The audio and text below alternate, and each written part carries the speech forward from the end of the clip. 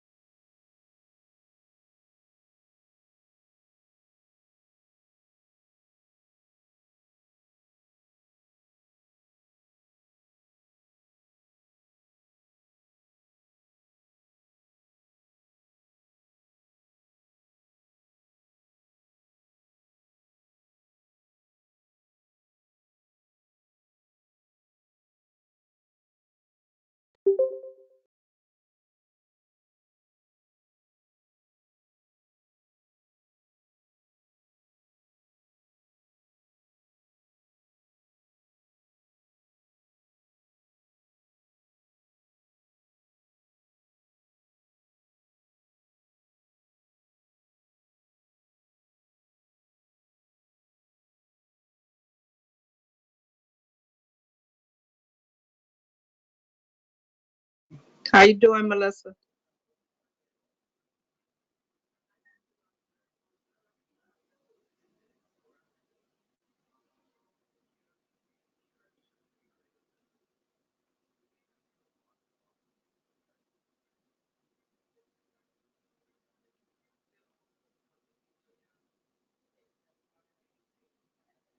Melissa? Hello?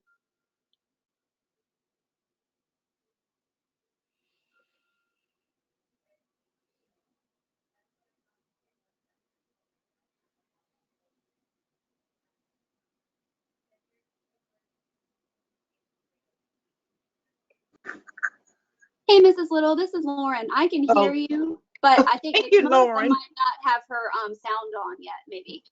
Okay, well, look, thank you because I'm like, am I just speaking out here and nobody hears me? You have to check these things out, you I know? know, I know. But yes, ma'am, I can hear you just fine. Well, I appreciate it. Thank Yes, you. ma'am. Sure, no problem.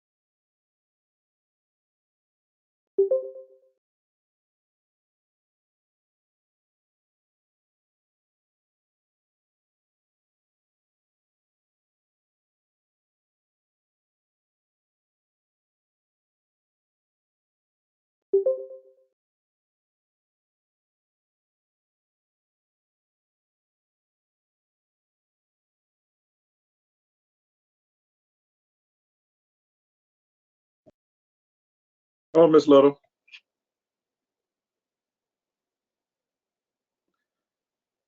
You have yourself muted, Miss Little.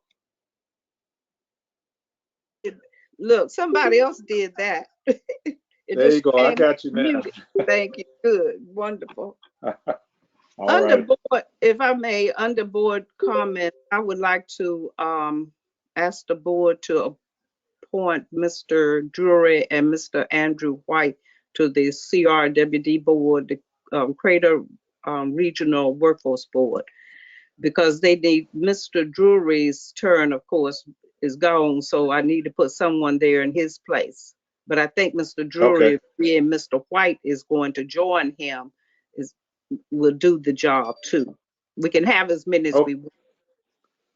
not a problem. We'll take it up, yeah, on the board comments. That's good. Okay, thank you. Thank you.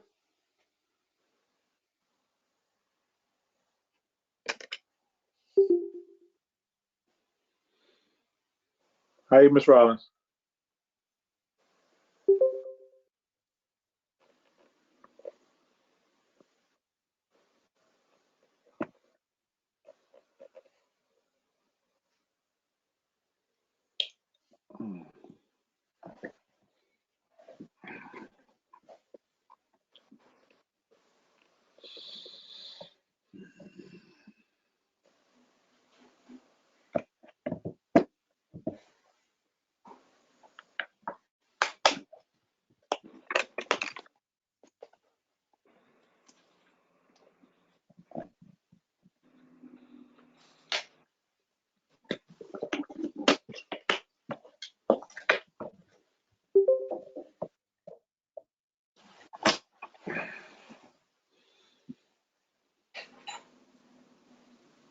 Good evening.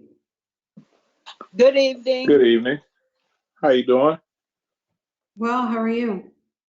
All right. This is Miss Powell. It is. I apologize. I did not identify myself. All right.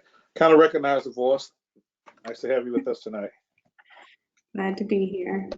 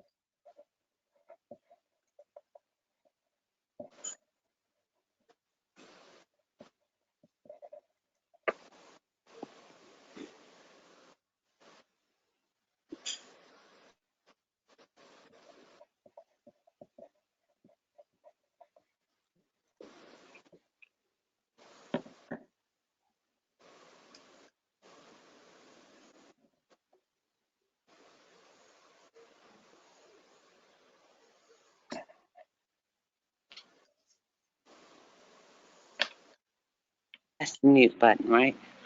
Hello. Apparently so.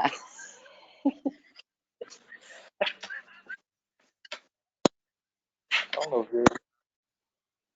Hello.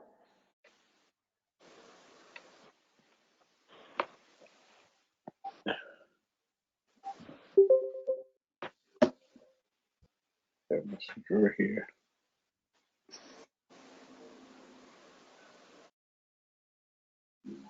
Hello, Mr. Drury. Reverend Elliott, Yes, can you sir. hear me? Good to have you tonight. Good to have you tonight. Yes, sir. Good. My microphone's been messing up, so I want to make sure, and thank you.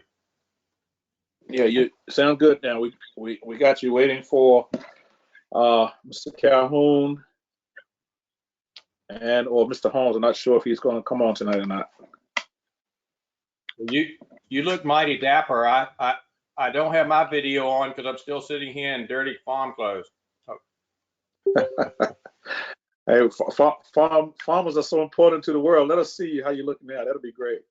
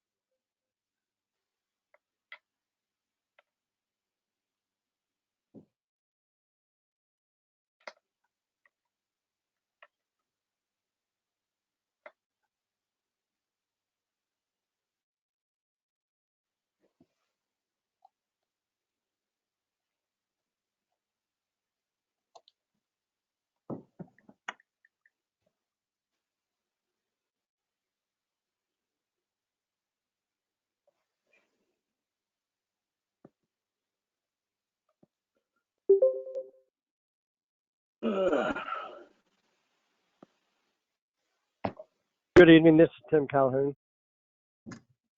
Good evening, Mr. Calhoun. Good to have you with us tonight. Thank you. Good evening.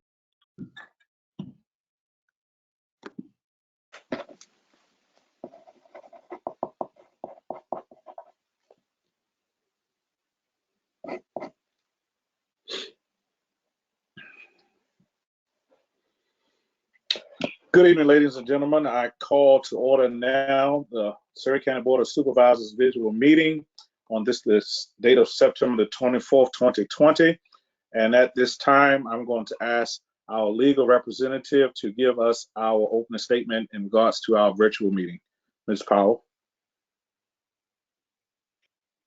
Yes, good evening, Mr. Chair, members of the board. This meeting is being held electronically due to the COVID-19 pandemic, which has made it unsafe to assemble a quorum in a single location.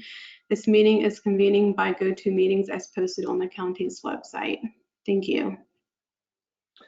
Thank you, Ms. Powell. We are so fortunate and blessed tonight to have with us Pastor David Cashman, who is the pastor of the Surrey County Community Baptist Church, to lead us in our invocation. And we'll turn it over to him at this time to bless us with our opening prayer.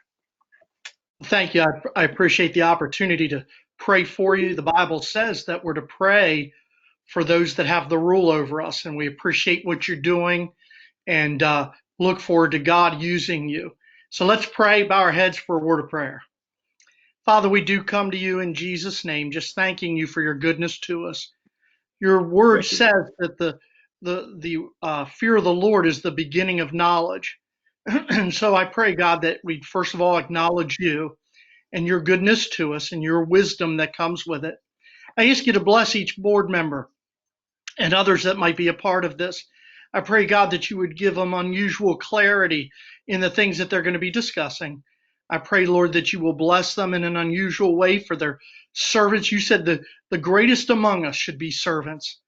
And Lord, as we realize that the decisions they make affect literally thousands of people, may they be done in the fear of the Lord, realizing that the effects are far reaching. I do pray you'll bless them, encourage their hearts, and use them in a mighty way. And I ask it in Jesus' name. Amen.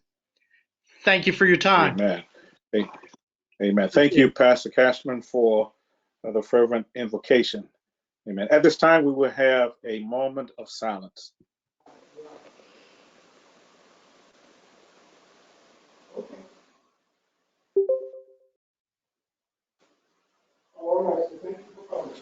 Thank you.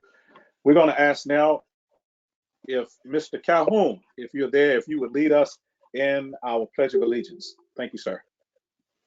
Yes, sir. I pledge allegiance to the flag of the United States of America and to the republic for which it stands, one nation, under God, indivisible, with liberty and justice for all. Thank you, Mr. Calhoun. Fellow board members, you've had an opportunity to view and to look over our agenda for this evening. Are there any questions on the agenda? If there be no questions on the agenda, Ms. Chapman, could you give us a roll call vote on the adoption of the agenda for this evening's meeting?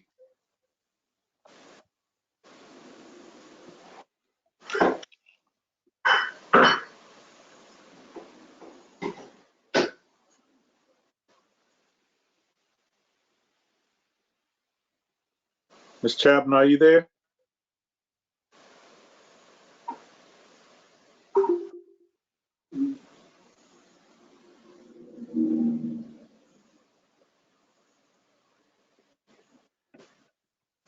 Mr. Brown, are you there? Yes, sir.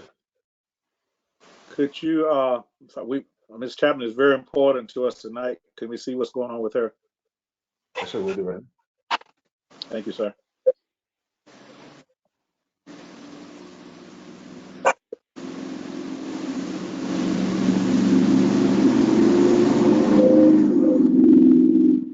Can everybody hear me now? Yes, we can hear you. We had a little static there. Could you Ms. give Rollins, us Mr. please a Elliott, roll can you call hear vote? me? Yes, hear you loud and ma'am. clear now. Could we have a roll call vote on the adoption of the agenda for tonight? Okay.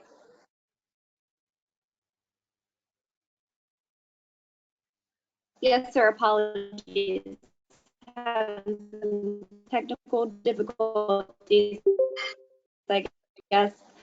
Roll call, Mr. Elliott, Yes.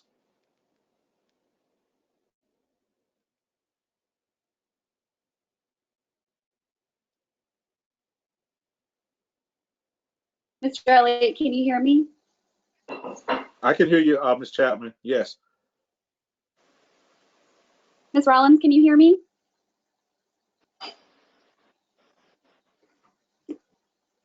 Yes, Lauren, we can hear you. We got your yes affirmative vote for Mr. Elliott. You can continue. Trent, can you hear now? Mr. Elliott, Ms. Little? Yes. Okay.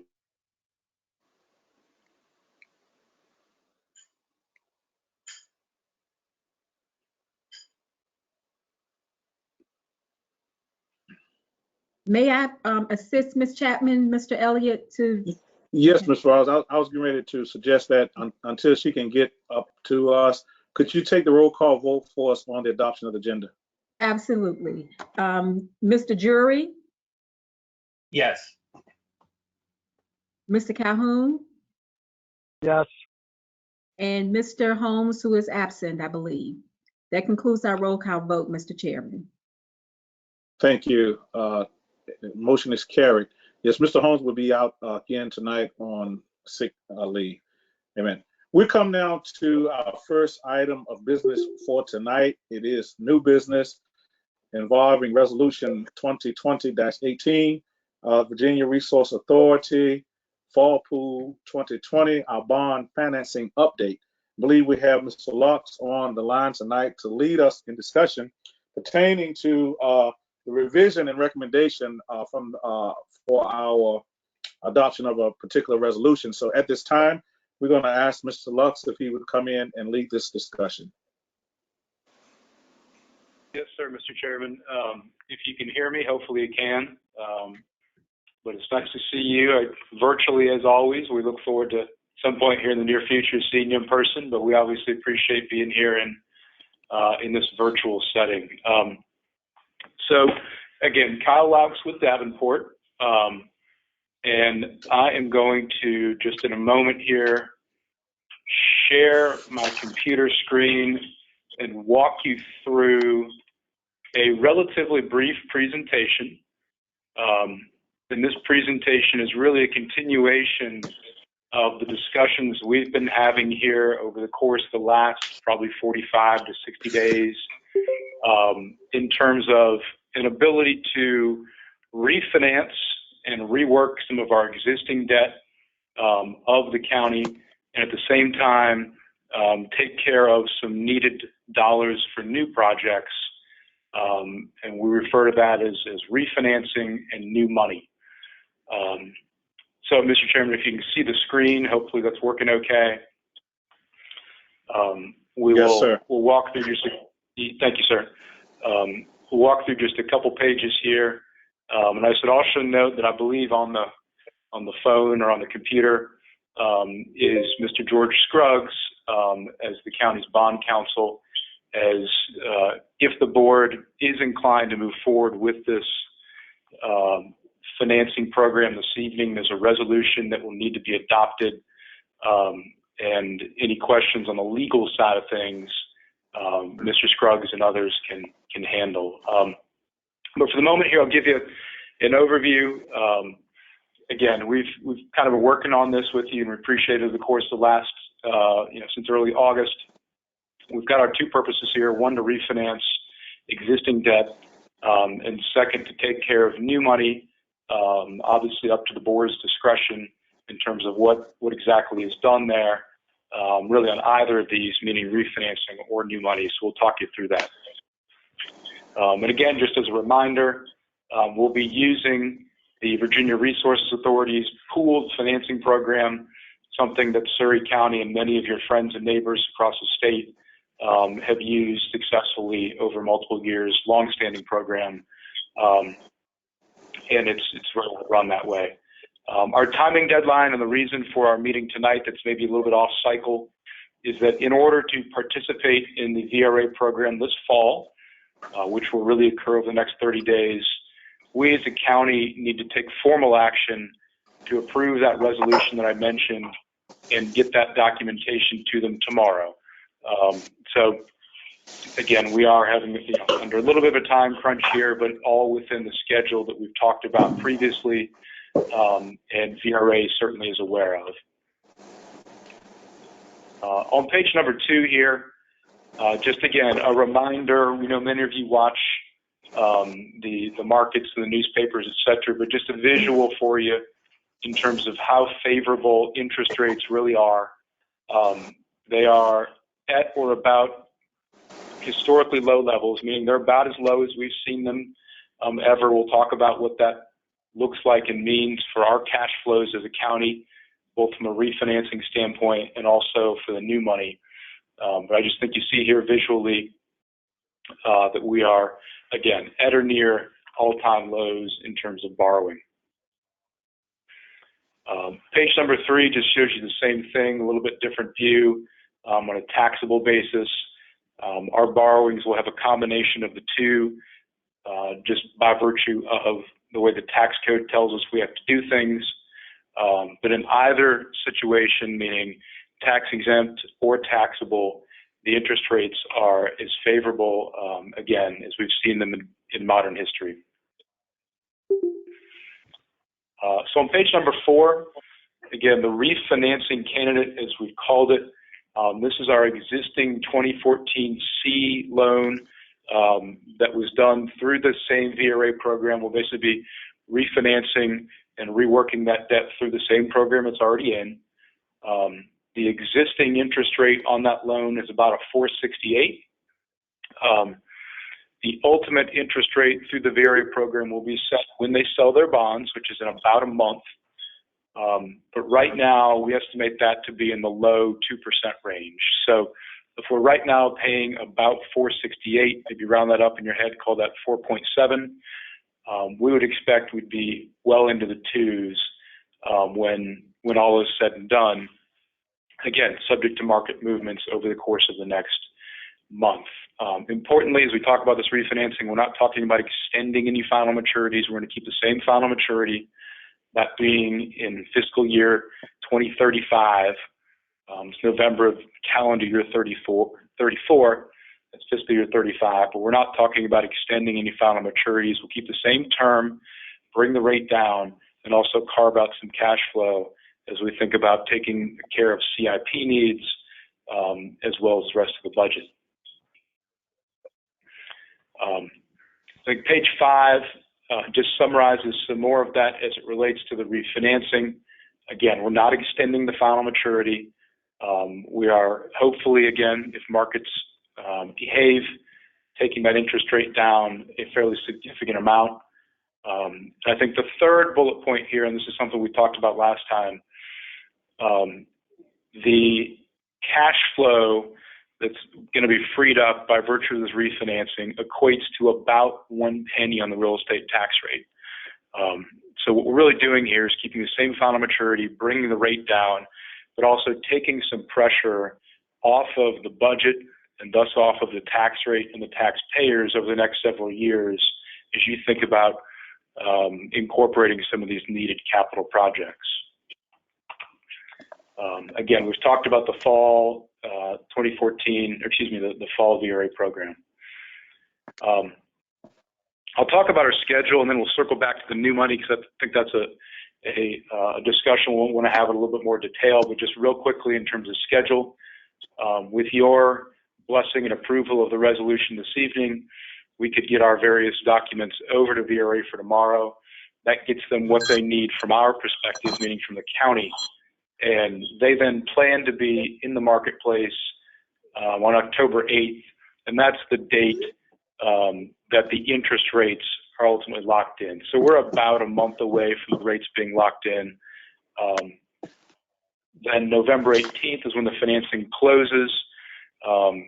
The closing is really just more of a paperwork and money transferring process. The 28th of October is really the critical date when rates end up, meaning interest rates are locked in. So that's our time schedule. I'm going to come back to these couple pages here, but I think it's worth maybe taking a moment to talk about the new money component.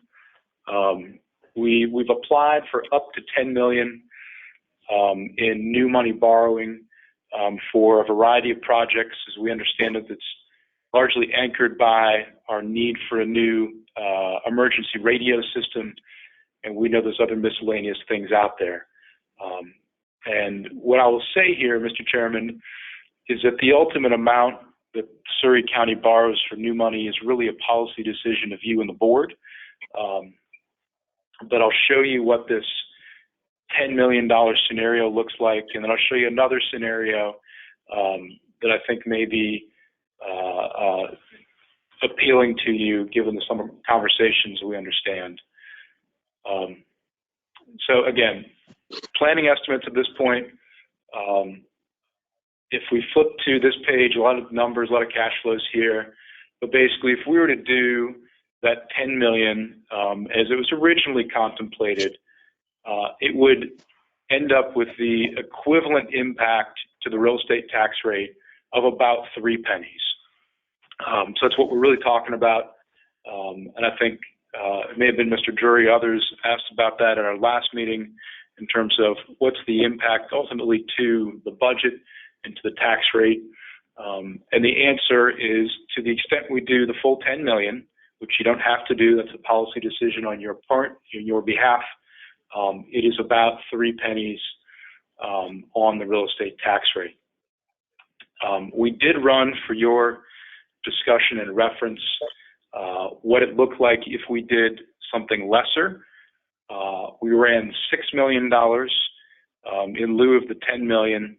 And what we'll tell you is that 3 penny impact really goes to about 2 pennies, depending upon ultimately what the interest rate is when VRA sells their bonds in about 30 days. So $10 million, it's about 3 pennies. $6 million, it's about 2 pennies. I'd also say that as you know, we've talked about this in August in prior meetings, Surrey County enjoys good, solid finances historically, and so you get the benefit of that when VRA is looking at your credit. And certainly we know you've got any variety of challenges just like everybody else moving forward. So with that, I will pause, Mr. Chairman, as I realize that, so it's maybe a lot in a short time period. We've talked about it a couple times, and just pause for any questions, comments, discussion that you or other members of the board may have. Thank you, Mr. Lux. One question that I may have before I ask any other board members, the difference between the 10 million and the 6 million, if we were to do the 6 million, and if we came back at a later time, maybe like in the spring or later in the year, or maybe next year, Are we locked in? Can we reapply at another time if we need additional financing, if we need additional funds? You can reapply. VRA, and really you've got multiple financing options, but for discussion purposes, VRA goes into the marketplace typically 3 times a year. So we are right now in the fall pool program. They will typically have a spring pool program where the applications are due typically in February, and then they many times have a summer pool program as well. So you typically have about 3 times a year for this particular financing program in order to take advantage of that. And you also, frankly, in Virginia, we're blessed with other means and other ways of financing projects. We've got a competitive bank marketplace whereby the timing for that is even more flexible. So on one hand, you clearly have a very, very favorable interest rate environment right now. On the other hand, this is not your only crack at the apple, so to speak, in terms of, or only bite at the apple in terms of, an opportunity to go get financing. Thank you, sir. Are there any other comments or questions from fellow board members? Just identify yourself and then we'll go from there. Judy Little, Mr. Chairman. Yes, Ms. Little. In listening to the discussion, 10 million, 3 cents on the tax. I don't know if we should take the risk of saying we're going to do things in phases because of the fact that we don't know what interest rates are going to do. And if we have an opportunity now, and if we need 10 million, 3 cents on the tax is certainly better than maybe having to come back and we may have to refinance at 5% or where we're at 4.6 something now. I just feel that it's important to think about, the interest rates. And I know he's stating that we can come back, but I don't know if that would be the most feasible thing to do. I think we should, think about what that interest rate is now, 2%. I doubt if it goes any lower, it may, but that's my thoughts. Thank you, Ms. Lutz. Ms. Lutz, on that question, will this interest rate be locked in? Is it a fixed rate over the duration of the loan? Yes, sir, that's correct. When VRA sells their bonds, your interest rate will be locked in for the full term of the loan. Thank you, sir. Mr. Drury or Mr. Calhoun? Mr. Chair, Mike Drury. Yes, Mr. Drury. Mr. Lux, just a question. What's the advantage or disadvantage of county of the VRA pool versus a county issuing its own bonds? Yeah. So what VRA provides us in this environment is an ability to go into the public marketplace and issue bonds in the public marketplace with the backing of the state. Really, the VRA program has what they call AAA/AA credit ratings, and that allows them to go sell bonds in the public marketplace on our behalf and on the behalf of other local governments across the state, taking advantage of those very, very strong credit ratings that the Commonwealth has. And so what that ultimately means is you get the benefit in terms of the interest rate of those very strong credit ratings. And so that's a primary benefit in that if we were to go access the public markets on our own, which certainly you can do, it would be a lengthier process. We'd have to go get our own credit ratings. That certainly is something that you can do, but VRA, by virtue of having this program already set up and have it be a long-standing program, allows us to do that more quickly and arguably more efficiently, plus the fact that we get the benefit of the state's credit ratings when they sell their bonds. So that may have been a longer answer than you were looking for, Mr. Drury, but it really amounts to the ability to access public credit markets with some level of backing from the state that translates into a very competitive interest rate. And thank you. And I understand that, and I'm not talking about it this time. I was just talking about possibly in the future. How hard is it to get a better rating than the state countywide? I think I missed your last part there, but you certainly, as you think about the future, VRA is not your only financing option. It's a good one, but it's not your only financing option. How long of a process is it to get a bond rating? Oh, it's a good question. As a general rule of thumb, from start to finish, if you were to go do your own publicly issued bonds, we'd want to schedule out probably about 90 days, so about a quarter of a year to do that. The other alternative, depending upon the size of, kind of talking a hypothetical future financing at this point, but there's also a very competitive bank marketplace.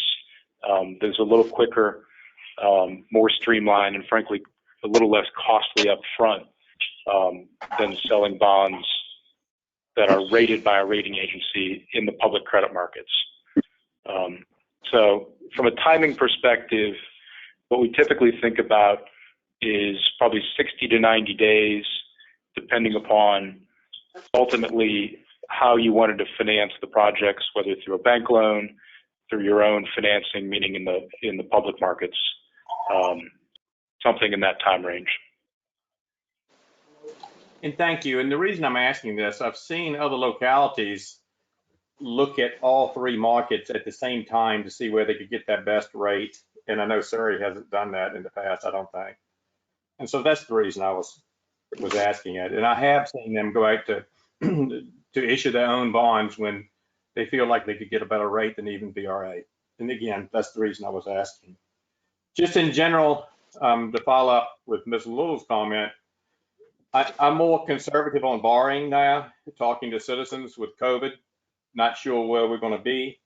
The 10 million will lock us into a 3-cent tax rate, and we will have to also, we're going to have to increase our revenue next year with just our general budget. And so I feel like that's going to be locking us into a 5 to 6 cent tax rate. And personally, I'm not willing, even with the interest rate risk, to lock us into that level of a tax rate, again, knowing the economic pressure on our citizens at this point in time. I personally would rather do it in stages. And thanks.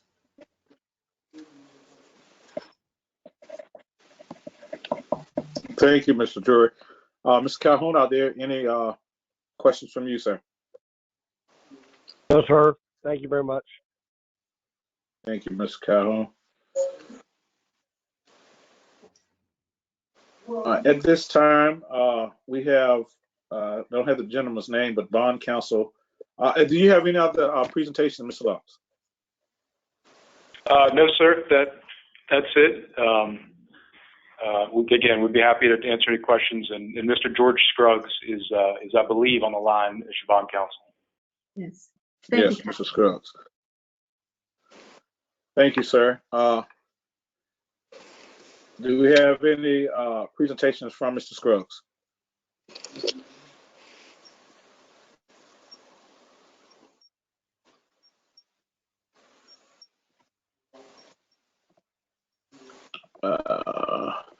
Don't see him here. Do we have any further discussion from the board members on this item that's before us at this time?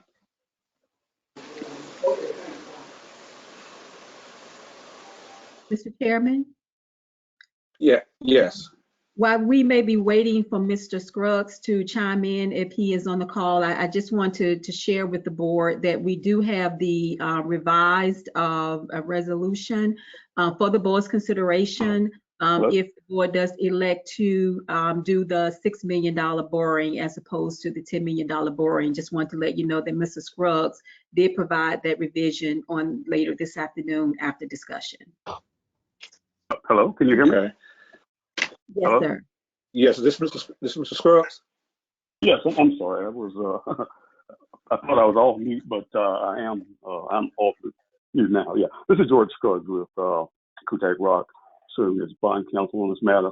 Apologize for the technical issue there. The resolution. I don't know which resolution you have before you. I did hear Ms. Rollins speak, but we made a revision to the resolution late this afternoon, which reduced the overall borrowing amount to contemplate a $6 million financing. So the overall reduced amount is $18,300,000. So if that's the resolution that you have before you, adoption of that resolution would allow the county to proceed with the VRA financing, both the new money portion as well as the refinancing that was described to you by Davenport. As long as the financing for the new money projects did not exceed a term of 20 years, the refinancing term does not exceed the current term of the financing being refinanced, and there's a not to exceed interest rate of 5%. Mr. Lowe indicated that the current rate is much less than that, but we typically put a higher rate in the resolution just to provide some cushion in the event that the market changes. So subject to those parameters, if you were to move forward and adopt a resolution that would enable the county administrator and staff to move forward with the VRA financing and bring it to closure without coming back to the board for further authorization. If you have any questions of me on any specific provision of the resolution, I'm certainly happy to answer. Thank you, Mr. Scruggs. Fellow board members, you have the resolution before us, and we have the option of 10 million as opposed to 6 million. What is the pleasure of the board in regards to the resolution? Mr. Chairman, this is Judy. I did not understand what Mr. Yes, Ms. Lowe? I would like an explanation of he was talking about maturity and if with the already financed money, carrying that over with the money that we're going to add to it, and how the interest rate may go up to 5%. Is that I thought we were going to be locked in for until the maturity. What year? 2030? I know the refinancing is maturity is 2024. Yeah, I'm happy to clarify. What the resolution provides is that for the new money, the new projects that are being financed, they cannot be financed for a term of more than 20 years. They can be financed for a lesser term, but they cannot be financed for a term of more than 20 years. With respect to the projects that you are refinancing, the term of the refinancing portion cannot extend beyond the current term of those projects. So you can't extend the term of the financing. I understand. And as far as, and did you want me to address the interest rate provision?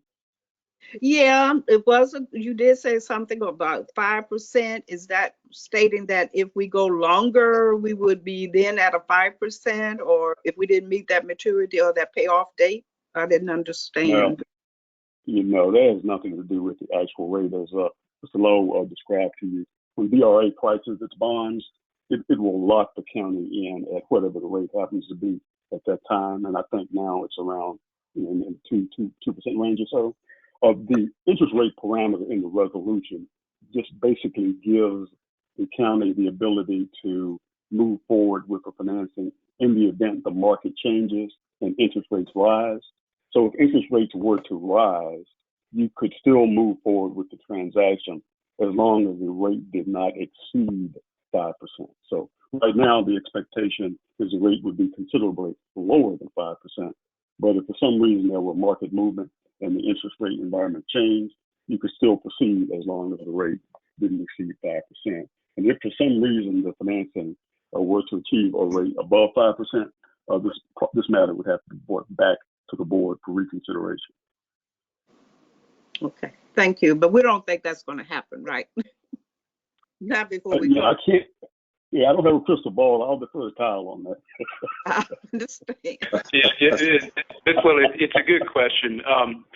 We don't think that's going to happen, but certainly we don't control it. I think another important provision in here is that there is some discretion, as I believe, of Ms. Rollins to be able to approve final terms and conditions, and ultimately we would be reporting back to the board if there was a movement of that magnitude prior to selling the actual bonds. So to George, meaning Mr. Scruggs' point, these resolutions typically have some flexibility because there can be volatility in the marketplace. But I think to the extent we had something that went all the way up to 5%, we would be reporting back to you and certainly through Ms. Rollins on those, sort of events prior to ZRA selling the bonds. Sounds good. Thank you. Thank you, sir. Thank you, sir.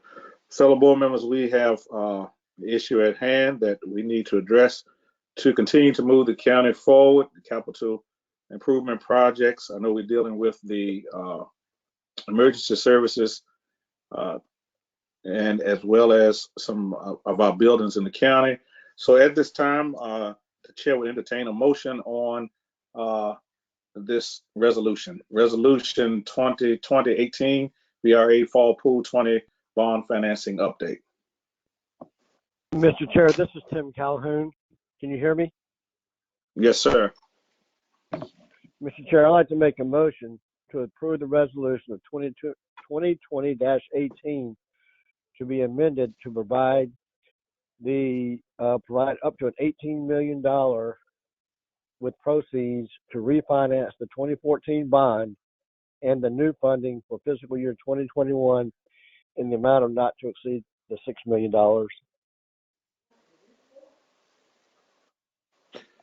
We have a motion on the floor to authorize the resolution in the amount not to exceed $6 million. Can you get a second on the motion? Mr. Chair, this is Mike Drury. I'll second it, and just the clarity in the motion is for a total of 18.3 million. Is that correct? Yes, sir. 18.3. That is correct. 18.3. That is with the refinancing and the new money. That'll be the total. It's been properly moved and second. Thank you, sir. It has been properly moved and second. Ms. Chapman, could you give us a roll call on the motion? Yes, sir. Roll call. Mr. Elliott? Yes. Mr. Drury? Yes. Ms. Little? Yes. Mr. Holmes? Is he not on? I couldn't hear earlier. No. No, not present. Thank you. And Mr. Calhoun? Yes. Thank you. Thank you, Ms. Chapman. Motion is carried, and then we would adopt this resolution for the total 18.3. Thank you, Mr. Lux and Mr. Scruggs for leading us in the discussion on this evening. The second order of new business is an emergency ordinance for the designation of a central absentee project CAP in Surrey County. We do have our registrar on this call, Ms. Shawnee White. She will come and give us a brief explanation for the need for this ordinance. Good evening, Chair and board members and County Administrator. I'm Shawnee, the Registrar for Surrey County. Upon receiving a memo from the Commissioner of the Elections, Department of Elections, on Monday, it was recommended that due to the new law for the early voting, that the procedures that Surrey currently had in place for our early voting and absentee will hinder the process of the election on election night for our officers to be able to run the absentee ballots with the influx of voters that are voting early.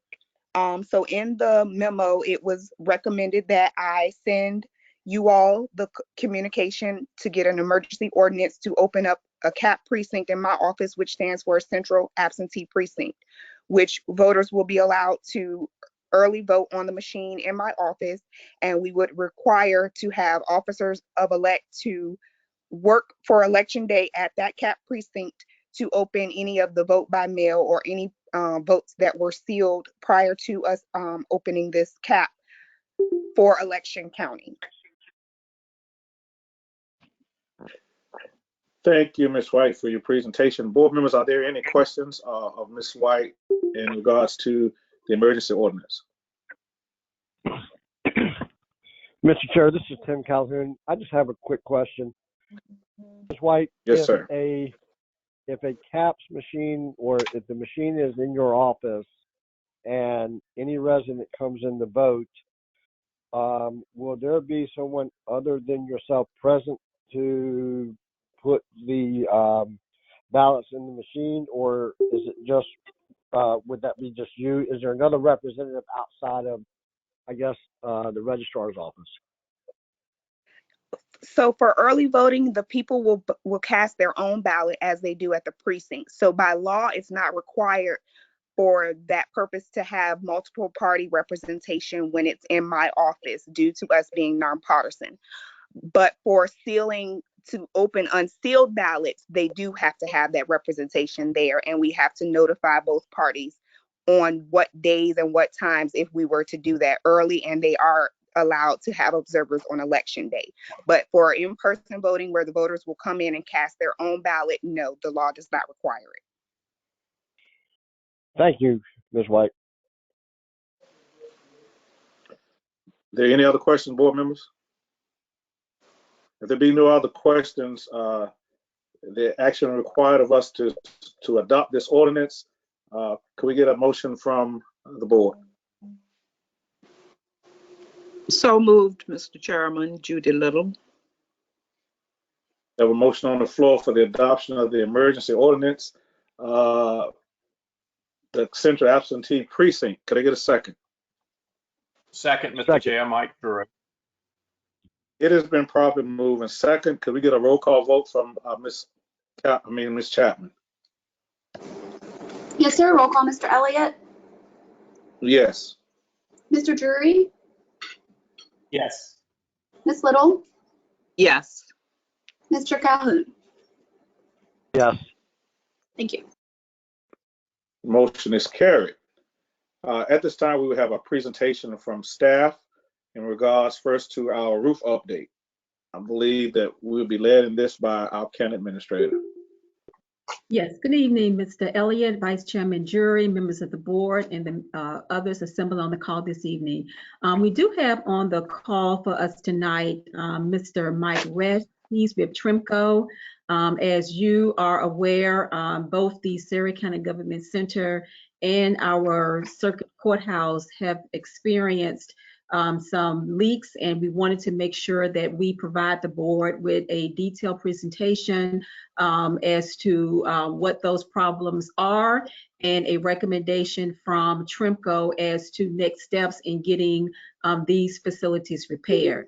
If you do recall, Mr. Chairman, Trimco is the same company that did the roof replacement at Surrey County High School. They provided a very detailed presentation, and from what we understand, the school system was very pleased with that presentation. So with that stated, we asked if they could come and look at our facilities and provide something very similar to the Board of Supervisors for your review and consideration this evening. Well, for review, for informational purposes on this evening. Thank you. Thank you. Thank you, Mr. I want to mispronounce your name. Resch. Rich. Okay. Thank you, sir. Ms. Rollins, are you going to show the slides? I am, sir. Okay.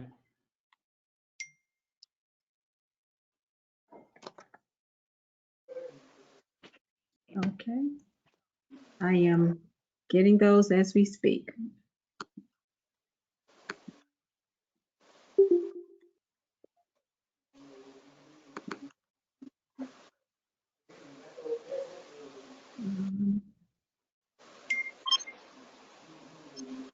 Uh,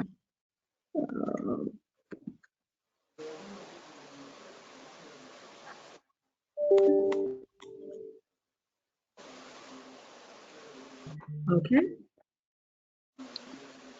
All righty, sir. They are on the screen. Okay. The first one is the government center. Okay, we have two buildings to discuss. The first one is the government center. And what we have here, we spent quite a bit of time up on the roof to try to determine why the roof was leaking and whether it needed to be replaced. So we started out, I just took several photos to sort of show you the building and what it looks like. So this first slide basically is an overview of the building. The areas with the black surface, the original building, that's about 30 years old. And then the white area is what I was referred to as a new addition, which covers the sheriff's office, the prison or the jail area, the 911 call center. And that was put on, I was told, around 2007, 2008.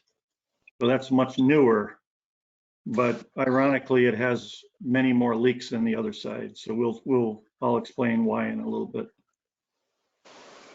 Okay, next slide.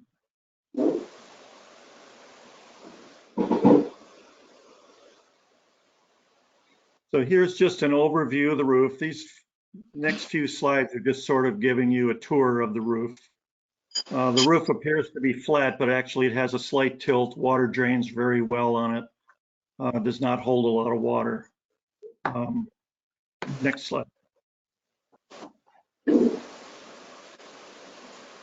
took some samples of the roof so we could tell how thick it was, how much insulation was there, what was the construction of the roof, and the condition. So we did that in a few different places and we patched those areas. Next slide. This is just a outline of a sketch of the components of the roof. The little key plan showing the building, I like to divide buildings up by manageable sections in case, based on funding, you weren't able to address the entire building in 1 year. You could spread it into, say, 2 or 3 different fiscal years or different phases. So that option, it does exist on this building. Next slide. Just another tour of the roof. You can see some of the tapered sloping insulation where it moves the water to some roof drains. This building has a lot of little skylight curbs and some ventilators that are very low to the roof. They can potentially cause leaks at times because they're so low. I'll show a close-up of that in a minute. Next slide. Just another view of the roof. Just over here, we got a couple more photos and then I'll show you some problem areas. Next slide. Little courtyard area in the center of the building. Roof goes around it. Next slide. Here's a closer view of some of these small vents. Those vents should have, they should stand about twice as high off the roof as they do, but for some reason they were set really low to the roof. And if we don't have a lot of snow around Surrey County, but if, let's say we had a foot of snow, snow could bank up against them and melt into the flashing, or other problems could result by them being so low. Next slide. Here's an example. We like to have a 12-inch flashing, and I think that was maybe 3 inches. Okay, so here's one of the problems on the older part of the building. There's a lot of patches that you see in different places where there's been leaks over the years. Some of these patches are starting to peel up and they can let water in. So the roof is getting at the age where it's getting a little more difficult to patch at this point. Next slide. There's some little small cracks along the edge of the skylight. You can maybe see it where the plexiglass meets the metal frame. This is typical. There's probably 15 or 20 skylights on the building. Most of them are at a point needing replacement soon, and that could be incorporated into a roof project. Roofer can do that work. But some of these leak, and just wanted to give you an idea that some of the leaks in the building are really not through the roof itself, but they're through objects like air conditioning units or skylights or other things.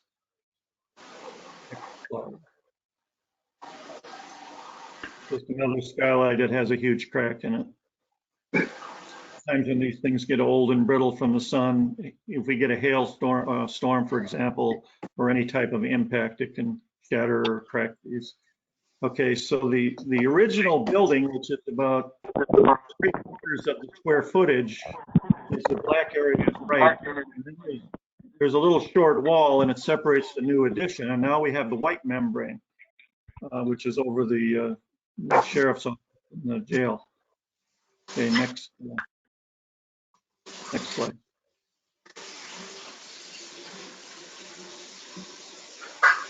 This is just a view. I'm just going to show you a few views of the roof.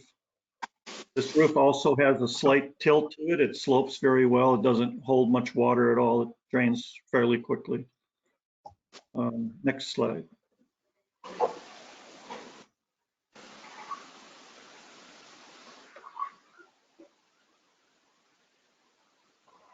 Okay, so I took a few photographs inside and just, I don't know if many of you have been building in the last 6 months, but there's quite a few stain ceiling tiles in certain areas. So the next few slides will just show some of the inside.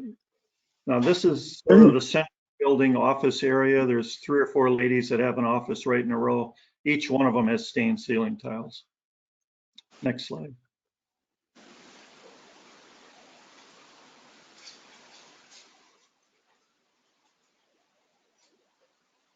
Okay, this is a hallway. Next slide. Okay, this is in the police interview room. There was a lot of water that had puddled on the floor and was running out from underneath the door, coming through the roof. Next slide.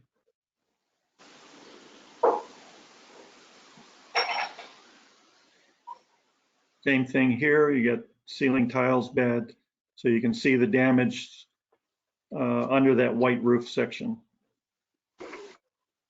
Next slide. Okay. Just an overview of the roof. Next slide.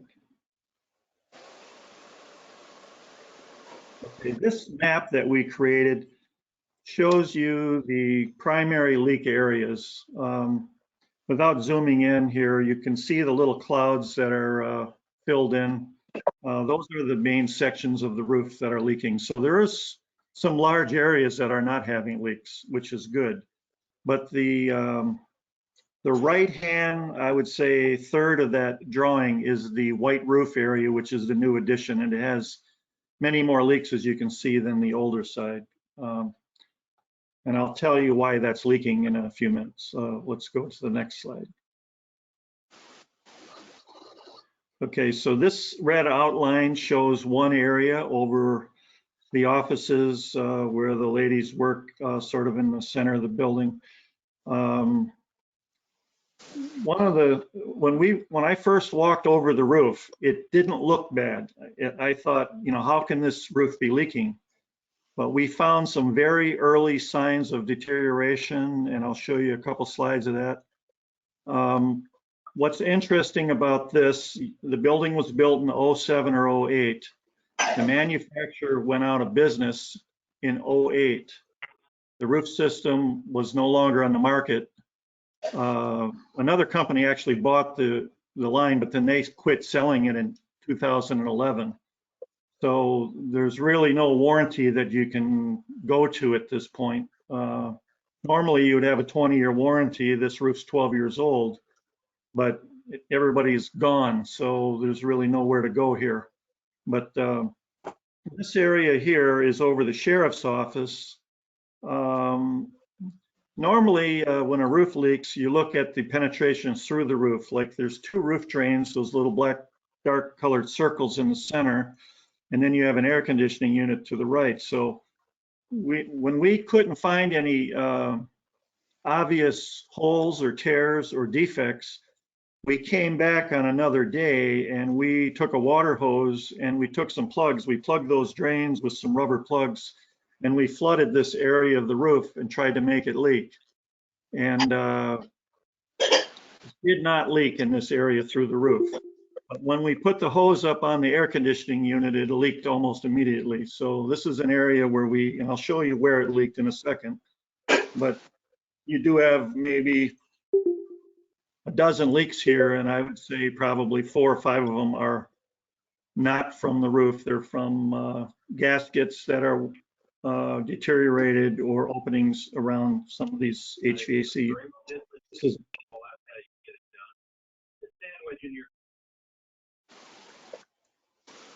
Did somebody ask a question, or was that a? There's just some bled over. We still with you. Okay. If anybody has a question as we go through, we're about halfway through. Just speak up while the picture's there. I'll answer it for you if you have any questions about something you see. Go to the next slide, please.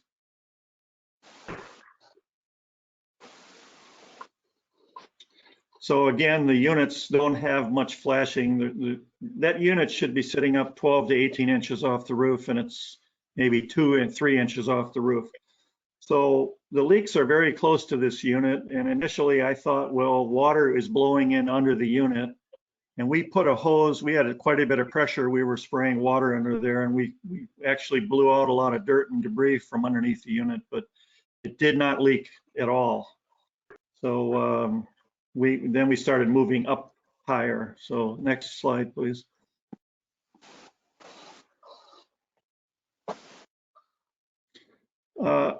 On the right-hand side, you can see some whites. That's water, that white blotchiness there. It's not a very good picture. I wish I would have had the water hose in there, but we sprayed all these panel doors down, and we couldn't get these to leak either, but we went around to the other side of the unit and it leaked almost as soon as we put the water to it. Next slide. So here you can see the caulking had been deteriorated and missing, and we could take a pocket knife and put a blade right behind it. So water was coming in here. When we hit that with the water hose, the records room down below started leaking. We had alerted the people with the cell phone to call us as soon as they saw a drip, because we would be spraying water on the roof, and they called us and we stopped. So we identified that as one of the leak areas. Next slide. You see on a white roof, it's very hard to see, but you can kind of see water between the roof drain on the left and the unit. We put a lot of water down it, and for maybe an hour or two, and tried to get the roof to leak. And just in one area, we got it to leak. But it's really hard to reproduce a heavy thunderstorm or a long enduring rain with a water hose. But we were trying to make the roof leak because we couldn't find initially any real big defects. So, but I'll show you a few here shortly. Let's go to the next slide.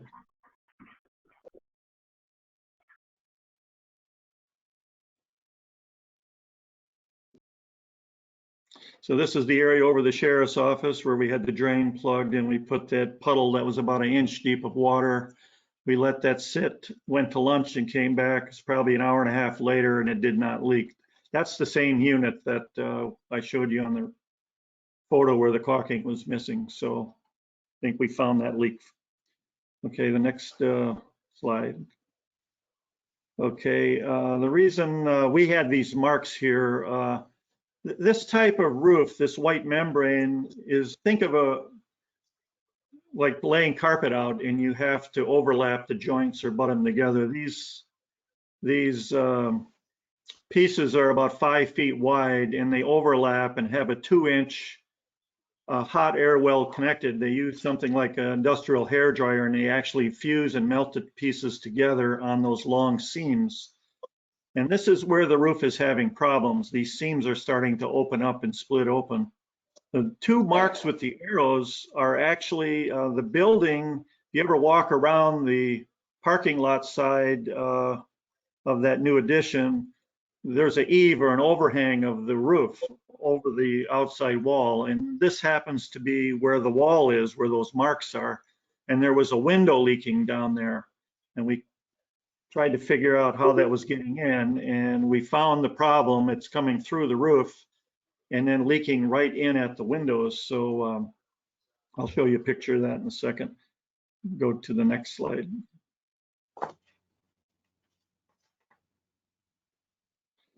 So this is what's going on with this roof. Even though it's 12 years old, which it should be in the middle of its life, the manufacturer, this roof was taken off the market because it, after about 7-8 years of service, it started to get small capillary cracks in it.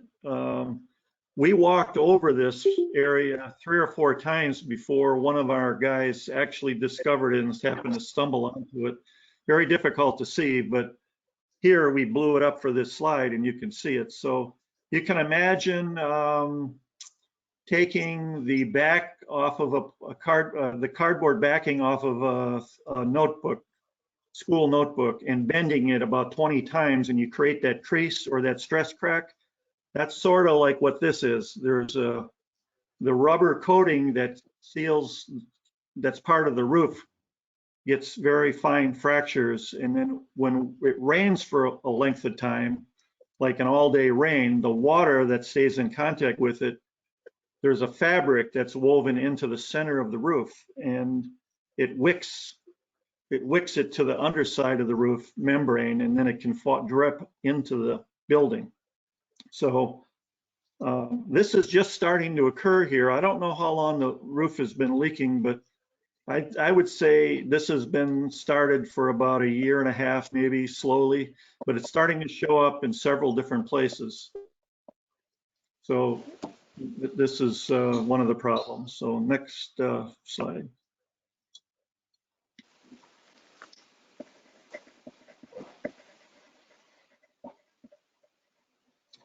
We took a moisture meter. It's a small device that you set on the roof, and it'll give you a reading of dampness, whether there's moisture in the roof. And we did that in many different places.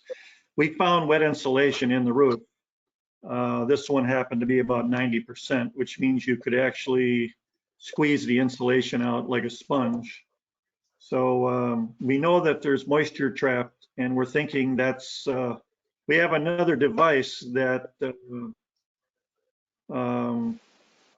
is called an infrared camera, which can like take an X-ray of the roof, and it can find all of these wet spots where water has gotten through the surface. And that's the tool that I'm going to recommend we come back with to find the extent of the roof problem and how widespread it is, so we can make the best recommendation for the next scope of work.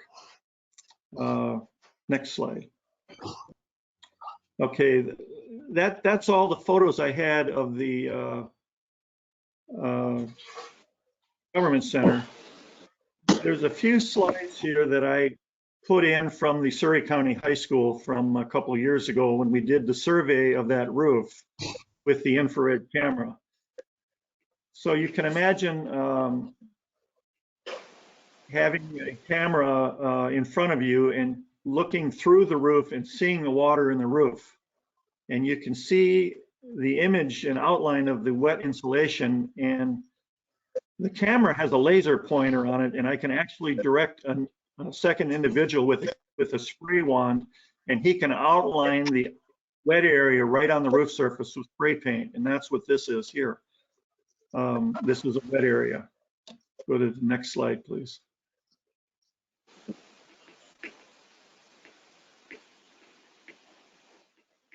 Through the camera, the infrared image is shown on the colored photos on the top, and the corresponding area that we marked with paint is directly below each of these 3 pictures. So you can see the little anomaly, sort of an orange on the purple background. That's what we see through the infrared spectrum, and then we spray that out on the roof. Very accurate. Next slide.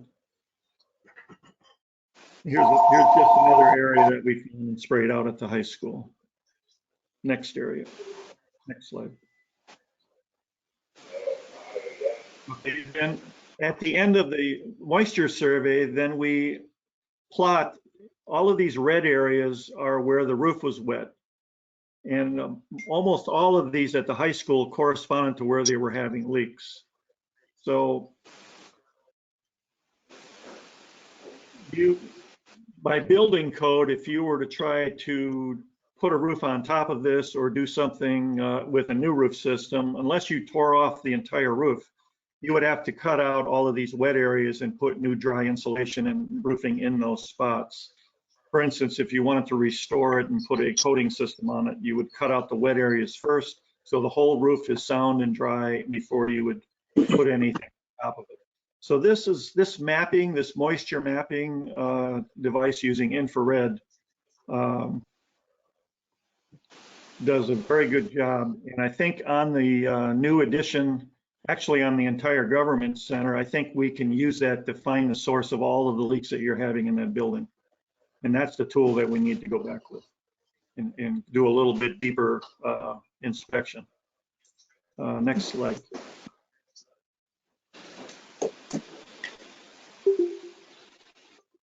So you have different options usually before you gather information and you go through the process of elimination. Your options for repair are either to do patching or repair work.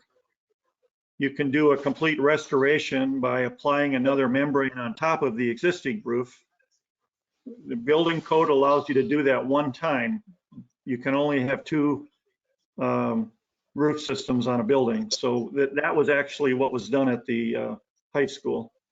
Or you can overlay with insulation and another roof on top if you can weight load, or you can tear off and replace the entire roof by stripping everything off. So in the case of the high school, we had maybe less than 10% of the area that was actually wet. So to strip off all the good dry roofing was not the best solution there. So we looked at another option, which was a lot less expensive. And I think that option still exists here if the moisture survey doesn't reveal a whole lot of wet. Next.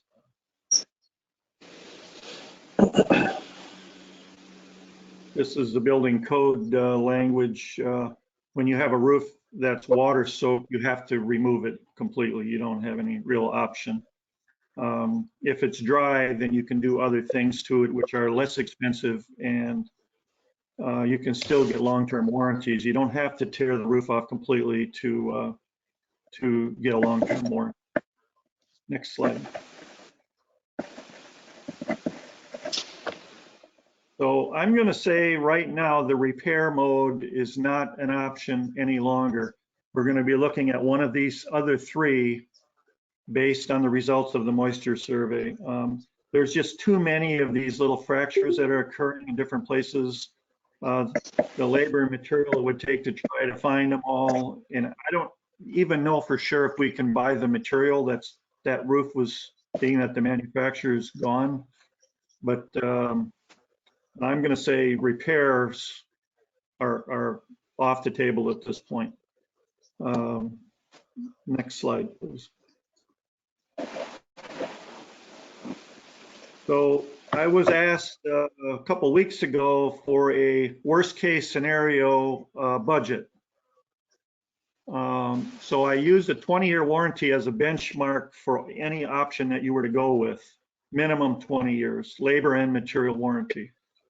So based on what the moisture survey results are, if you have, say, 20% or less wet insulation, and we can cut out a few places and save the roof and then restore the surfacing, that would be your cheapest option, and you would get a 20-year warranty, and you would also do it in a lot less time. The retrofit, which is the second roof or a roof on top of the roof, that would be the middle of the road option, and then a complete removal down to the decking and starting over would be your most expensive option. And part of that reason for the cost on the government center is there's a lot of tapered insulation in the roof that goes from maybe 6-8 inches thick down to 2 inches, and you have to rebuy that. Tapered insulation is about twice the cost of your roofing membrane installed. So if it's dry and we can save that tapered insulation and use it as part of a new system, you stand to save a lot of money. So at this point, we don't know which of these options until that moisture test is done, the more detailed one with the infrared. But as soon as that's done, we will be able to eliminate one or two of these options and then put you into the right category for the proper job that the building needs. Okay, next slide.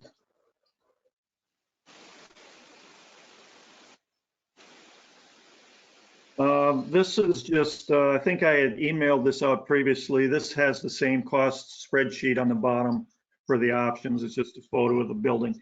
But keep in mind, the new addition is that's your main area of concern right now. If you don't do anything else on this building, we should address with a complete restoration or replacement, possibly based on the scan results of the new addition area. That's the one that's going to give you more heartburn in the next year or two than other areas. Now, the other parts are 30 years old, but it has really good slope. I think, you know, you could get a couple more years or buy a little time if you wanted to subdivide the building and phase it to manage the cost better. But I laid it out that way just to give you options so you didn't have to feel like you had to do the whole building at one time. Next slide.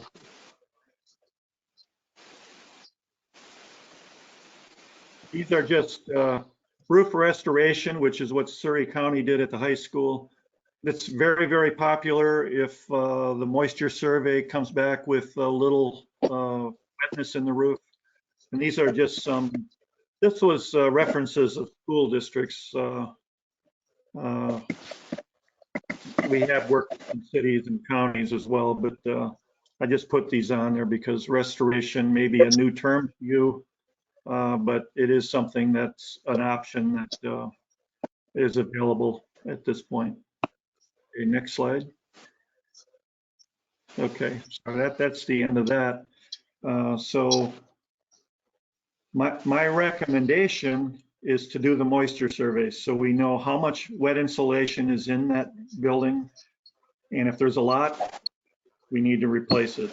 If it's a little bit, then you have a couple other options that could save you a few $100,000. So the cost of the survey on the high school, or on the government center, is about, I think, $3,300 or $3,400. But the proposal I sent to Ms. Rollins today, she has a proposal to do that, incorporating the courthouse, which we're going to look at next, where you can save money by doing them both at the same time rather than coming in 2 different visits with travel costs and so on. Before I go into this, does anyone have any questions regarding the government center? Okay. Yes, sir. This is Tim Calhoun. I have a question, if I may, please. Yes.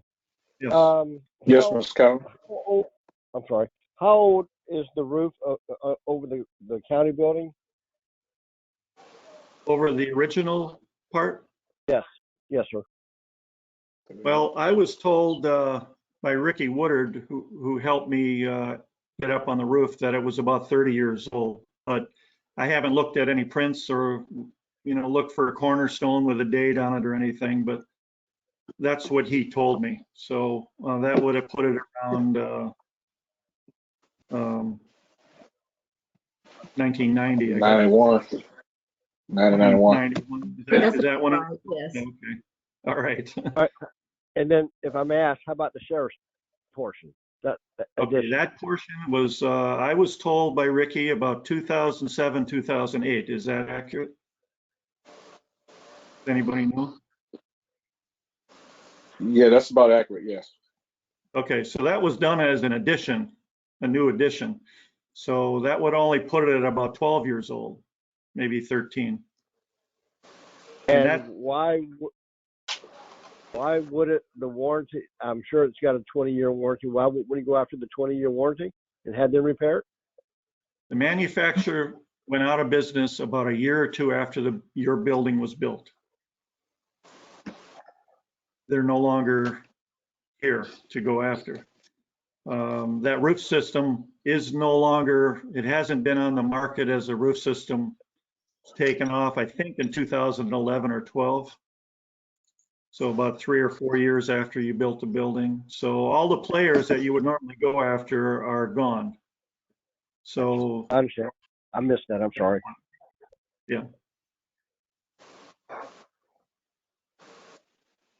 Good questions.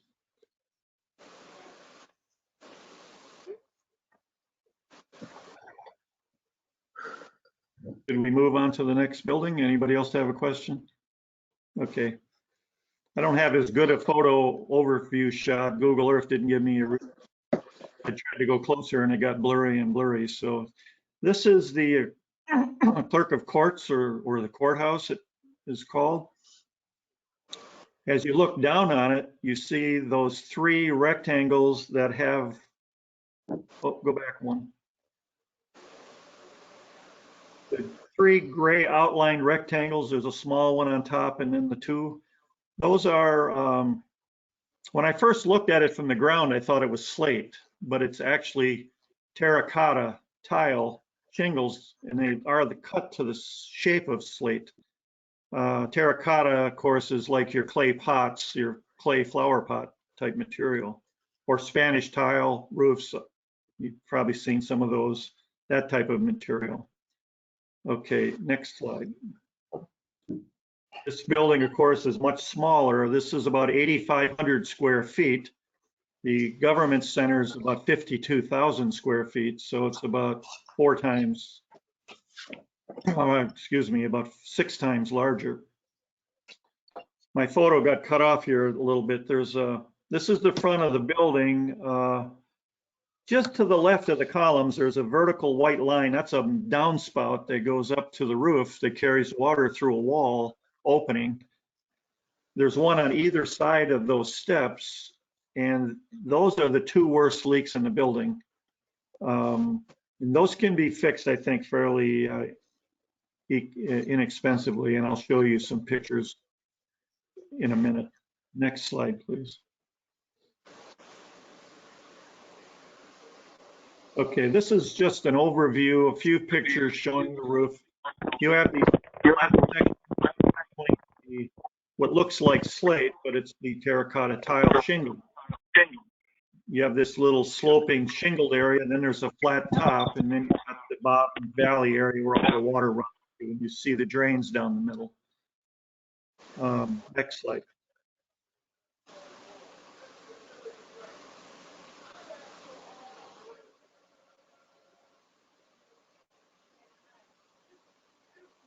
Okay, just another view. And they've used some tapered insulation material, and they've sloped the water toward the drains. And roofs, one good thing about them is they drain really well. Water, after we had that 8-inch rain, I was a day or 2 later, and there was no water hardly at all on the roof. A couple little puddles you can see, which is amazing. That high school project that we worked on 2 years ago, we had to put in, I think, 9 or 10 new roof drains they had really deep 2-3 inch areas of ponded water that we had to get off the building to meet code. So that's a big expense that you don't have on these buildings. Next slide, please.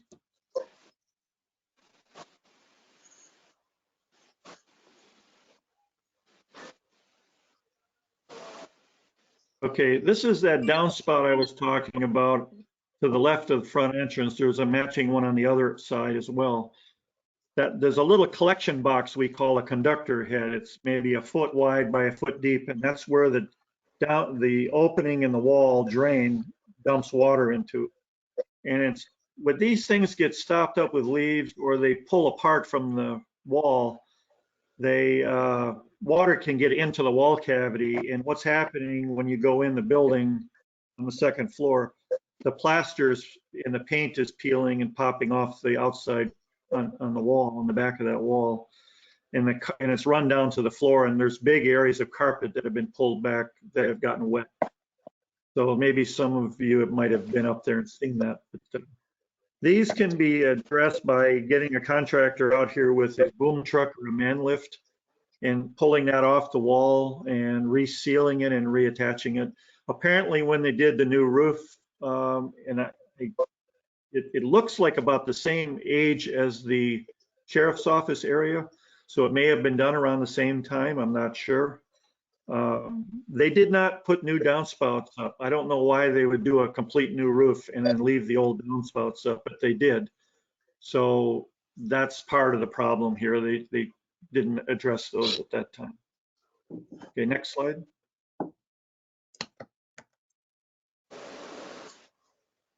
That red arrow shows the hole or the opening where the water passes through the wall and then goes into that box that I was just showing in the previous slide.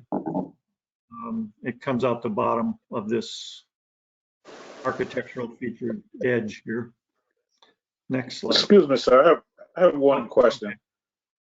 When you just the slides you just showed with the downspouts and what you're showing here now, would you say, I'm looking at this picture here with some leaves and debris, would you say that the leaves and off the trees could cause a problem here that's causing this to stop up? Yeah, on this particular building, because of the trees around the building, general housekeeping and upkeep is very important on this roof, because when we were inspecting the roof and we took these photos, that was stopped up with leaves. And we actually stuck our hand down in there about maybe 12 inches and we cleaned them all out. That's why you see all that dirt there. We had cleaned the leaves out of there. And I think what's happening is there could be a pine cone or anything down in there, you know, that restricts water and forces it back through the wall into the inside. And I think that's what's going on. But another good idea that I like to put into roof specs when jobs are put out to bid is you can make like a chicken wire or some kind of a little cage cap that fits over those holes that keeps it from going down in the pipe. And then you could clean them out easier as well. And that could certainly be added to this. So, but that's called a scupper. The opening is called a scupper, and then it runs through to that conductor head, collector head, and then the downspouts at the very bottom of that. Okay, next.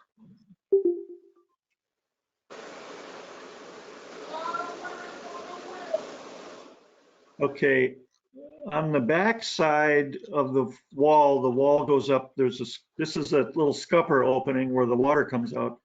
You can see where I stuck my red ink pen, the white membrane flashing that's supposed to be fully glued to the wall tight and caulked, it's separated and pulled out, so water's running right in there. So that will be an easy leak to fix right there. But that's going on in 3 or 4 different places. So this can all be done by a roofing contractor, the downspout repair and these small openings. These are the only places that had leaks, these obvious conditions. The other building had the same type of white roof. We had a hard time finding those little small cracks. But on this one, the problems stood out like a sore thumb. They were much easier to find.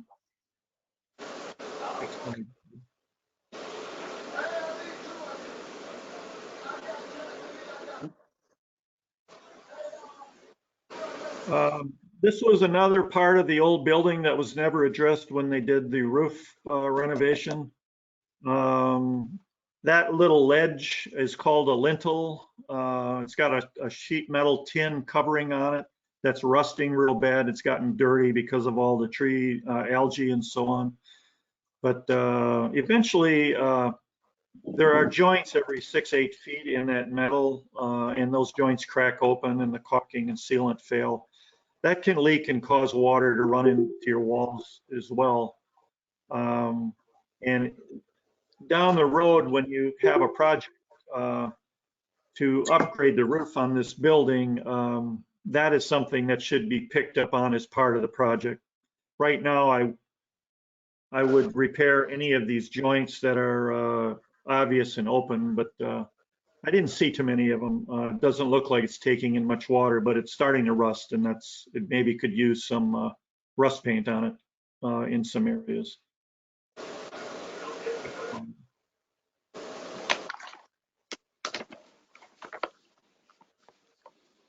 I think we only have a couple slides left and we'll be finished. This is just another scupper in another area. There's been a lot of patchwork around it. It wasn't plugged up. I'm just taking a picture of it. The next slide.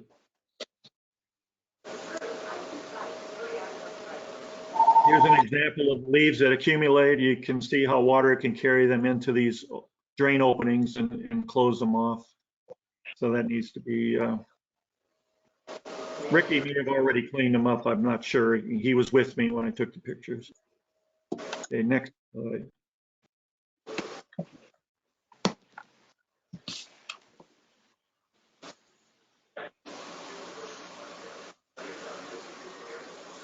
Here's one that's starting to block an opening. There's a little scupper opening, and then you see the leaves. All the water rushing off that shingled area. Next slide.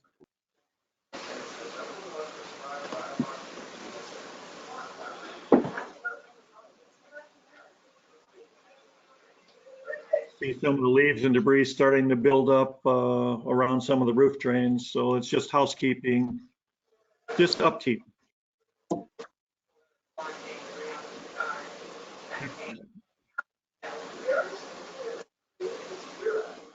So in terms of recommendations on this building, I gave them in short term and long term. Short term being the immediate, which you'd want to do now before winter. One is to repair those two scuppers and downspouts on the front. Not saying you have to replace them unless they're bad, but they at least need to be pulled off and the walls sealed up watertight, leaves and debris cleaned out of them, and properly reinstall them. When they are pulled off, if they are very fragile and rusted real bad, they should be replaced. But I wasn't able to get up there. You need a man lift. So I told Miss Rollins I would write her a scope of work and we could get some roofers to give her some quotes on following this recommendation for her.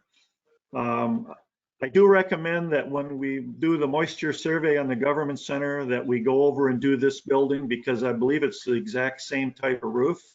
I don't know if it was put on at the same time, but because you're not having many leaks through the roof and they're mostly with these scupper drains, I think it's one that might become a problem over the next few years, and I'd rather stay ahead of the problem. And if we can find a couple little problem areas with the infrared camera and we can get them cut out before they grow and get bigger, we can stay ahead and maybe delay a large expense and try to extend that down long-term 5 years from now. But I think in about 5 years, as this roof gets older, it's going to become more like that jail sheriff's office building, and you're going to see more leaks pop up because it's the same type of wear and tear that it's going to experience with those little cracks. So, but if you were to do a restoration or replacement, either of those options, that is the price tag of that roof. So it's well worth doing the maintenance and housekeeping to take care of it now while the problems are a little small, and try to extend its service life as long as you can.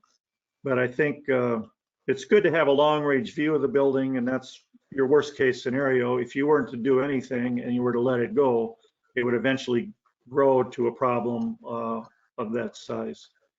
So I think that was the last slide. Mr. Resch, can I ask you a question? Sure. Oh, yes, on that last slide where it showed the recommendation, what is the warranty on the restoration for that? Either the restoration or the replacement? The restoration and the replacement have the exact same warranty, 20-year labor and material. 20 years. 20 No years? difference. You can actually, with restoration, what they're doing, usually if you put a new roof on, like right now you have a 60 mil roof. The credit card in your purse or wallet is 30 mils. Think of 2 credit cards stacked together. That's all the thicker that white roof membrane is, or the black membrane as well. Not very thick, so they're very easy to crack and puncture. When they do the restoration and you're able, first you cut out the wet spots and you put new roofing in those spots. So the whole roof building is dry now and solid. You leave that 60 mils on there and they put a 80 or 90 mil laminated membrane right on top of it. So that means you've got 60 plus 80 or 90, you've got like 150 mil roof now. So it's much thicker. And because of that thickness, they go with the same new roof warranty. So, but to be able to restore a roof, you have to catch it in the right time frame before you get too much wet insulation. Otherwise, that option goes off the table. And when is the best period of the time of the year to actually do a roof repair or restoration? Well, a patching repair you can do anytime, and usually it's out of necessity you're having roof leaks. But when you're talking about restoration, and you're pressure washing and cleaning and you're laminating, the adhesives are very sensitive. They have to be applied at 50 degrees Fahrenheit or warmer. So the window I would say here is maybe we could go up to Thanksgiving. That would be about it. So at this point in time, by the time you do the moisture survey, which would take probably, you'd have to schedule it and get a report back to you. Let's say that would take 2 weeks to get the results back in your hands to look at. We would be in the middle of October. You might be able to get the jail sheriff's office section done this year by Thanksgiving, but you would have to do the bulk of the building. If you wanted to do it all, you'd have to put it off to next spring or summer. I wouldn't want you to compromise working in the cold weather and then having a problem with something brand new, and the manufacturer wouldn't do that anyway. But you are more restricted with the weather. Thank you. That's good to know. Yeah. Yeah. Miss Lorette, if during that time frame, can we do the necessary repairs to prevent any further damage until we can get the restoration or the replacement done? Yeah. Let's say that there were maybe 5 or 10% of the roof was wet in maybe 10 different small places. You could come in this fall, because those are going to be where your roof leaks are also, because that's why how the water got the insulation. But we can cut those out and put them back new. That'll stop your leaks and do a little other preventive maintenance. The only risk you take in the winter is, you know, these little cracks that form. You could have a few of those show up over the winter, but it would just be a matter of trying to hunt them down and find them and patch them. But basically, you would just you would knock out a portion of the project cost early to protect you for the winter, and then complete the project in the spring when the weather is good. So you could do that, yeah. Thank you. Sounds good. Are there any other questions from any other board members?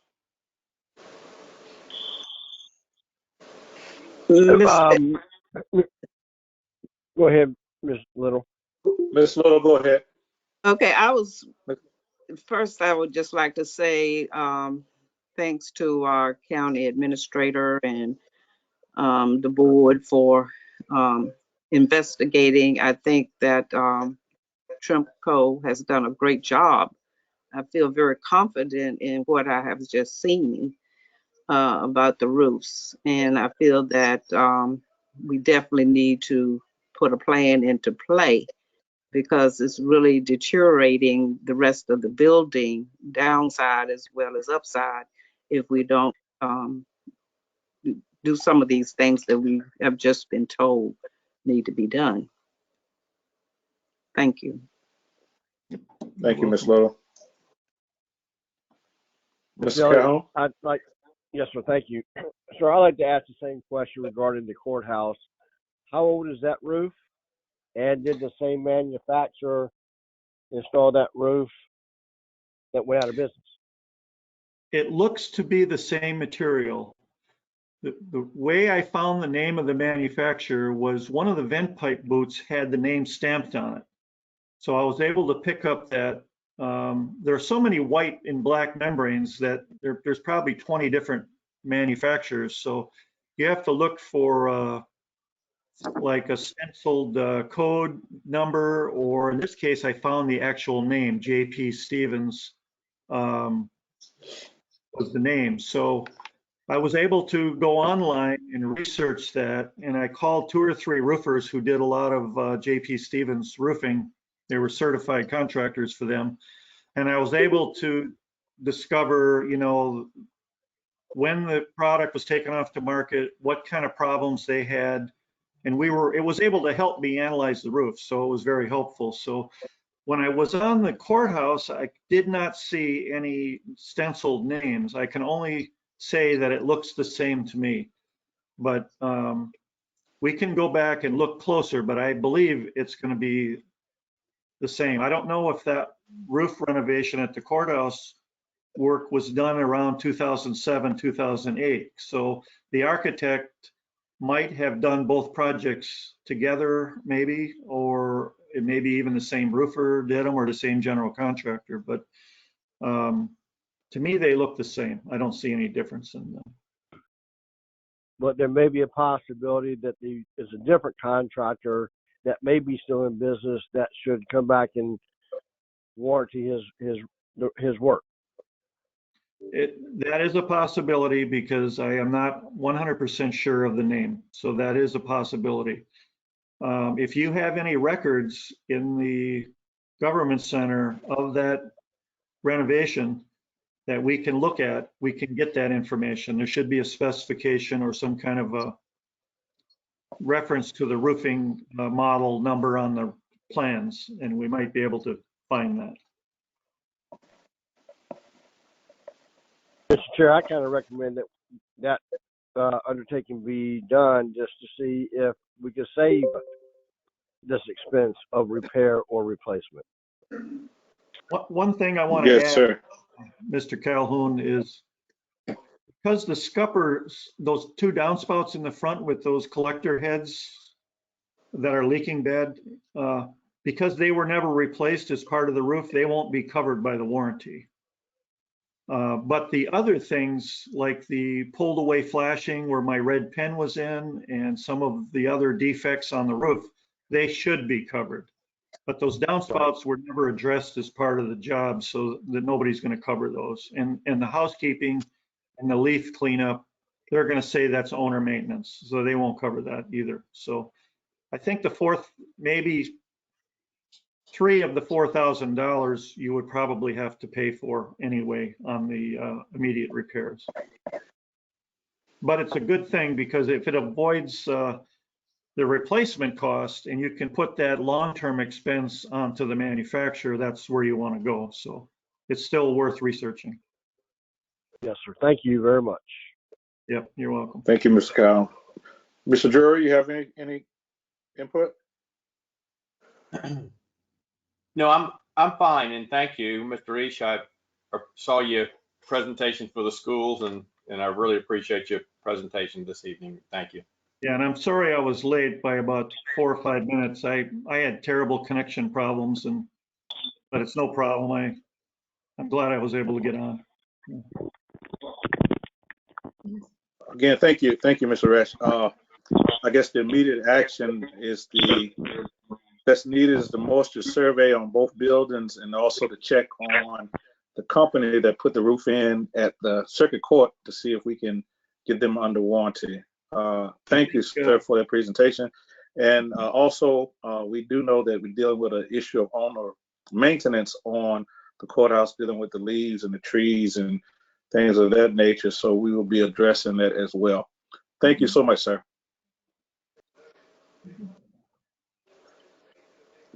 Thank you, Mr. Okay. Resch, as well. I do appreciate that that presentation and that information. And Mr. Chairman, if I may add, just the conversations that I've had over the last couple of days with Mr. Resch in terms of the debris and the fact that we do have those trees. We've already started to develop a invitation for bid to look and see what it would take to get those trees removed. And as he stated, I do have the proposal for the muster survey, and we'll certainly continue to move forward in getting that done. And I can say that, and I've been keeping you all updated, but you know, here at the Government Center and at the Circuit Courthouse, we've had a little bit of a rough summer. And we do not want to go through a rough winter. So I do appreciate the support of the board and whatever that we need to do to move forward in getting these things taken care of. I do have a lot of stakeholders that, of course, in addition to the board and Ms. Clayton and the judge and others, and of course the sheriff and all the county employees here, we want to do what we can to make sure that we will be safe and dry and warm come this winter. So thank you so much for that presentation, Mr. Resch. And board members, thank you so much for having this presentation on this evening. Okay, I enjoyed it. Thank you, sir. Good night. At this time, we have on our agenda public comments. Just to advise the board members as well as any citizens listening in, we have developed a plan. We're not able to do it tonight to get the comments from the public to come in by way of email, to have them posted prior to our meeting so that they can be viewed by the public, but also to let any of our citizens know at this time that your comments have been received by the board members that have come in and they have been viewed. And again, we do take your comments to heart as we continue to move Surrey County forward. So know that we are definitely paying attention. They're not going unnoticed. And we are looking at a way to put them up prior to our meetings. And hopefully we'll be able to do that at our October meeting so that the public comments can be seen. So thank you for your comments. Board members, do you have any comments from board members? I know that Ms. Little had an item that she wanted to bring before the board, so we will give way to her at this time to lead us in our board comments. Thank you, Mr. Elliott. Board members, I represent Surrey County on the CEO and the Crater Regional Workforce Development Group. Mr. Drury has been representing the business aspect for Surrey on the CRWBD board. And at this time, his time has lapsed. And so I have consulted with him and with Mr. Andrew White. And both have, I think, and Mr. Drury can let us know tonight if he wants to be reappointed or not. But Mr. Andrew White said that he would be glad in any way to help the county, and he would have his name submitted tonight as a appointment to the CRWD board. And this is with the Workforce Development Group in our region, of the region, which includes Hopewell, Petersburg, Sussex, Emporia, Greensville, and maybe a couple of other communities, and Surrey is a part of it. And Ms. Golston, who is our workforce director here in Surrey County, is also a member of that board. And the reason I'm asking tonight is that we will be having a meeting next week on the 28th, and I would like to submit Mr. Andrew White's name, as well as Mr. Drury, if that's agreeable with him. And at any other time we come up with anyone else that would like to be a part of that group, they could submit their names. So my request tonight is, you understood my request? Okay. Thank you. Yes, ma'am. That is the Cradle Regional Workforce Development, correct? Yes. Mr. Drury, you have been put up to fill a spot, sir. What is your pleasure on that? I think Surrey County would be very well represented by Mr. White and Ms. Golson. So at this time, I'd prefer for that to stay, and I'd be glad to give them any input at any time. But with my business dealings and demands, I prefer not to at this time. Thank you, sir.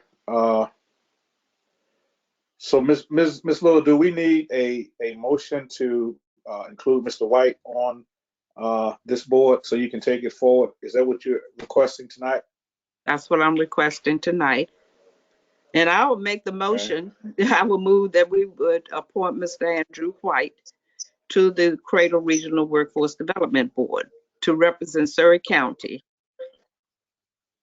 Board members, we have a motion on the floor to appoint Mr. Andrew White as a part of the Cradle Regional Workforce Development to represent Surrey County. Can we get a second on the motion? Mr. I'll Elliott, second it. Oh. It has been properly moved and second. Mrs. Chapman, could you give us a roll call vote, please? Yes, sir. Roll call, Mr. Elliott. Yes. Mr. Drury. Yes. Ms. Little. Yes. And Mr. Calhoun. Yes. Thank you. Motion is carried. Thank you, Ms. Little. In line with the board comments, I would just like to state that that this issue with the roof has been very taxing with our county administrator. I've been in contact with her, and I just want to thank her for her due diligence in this matter.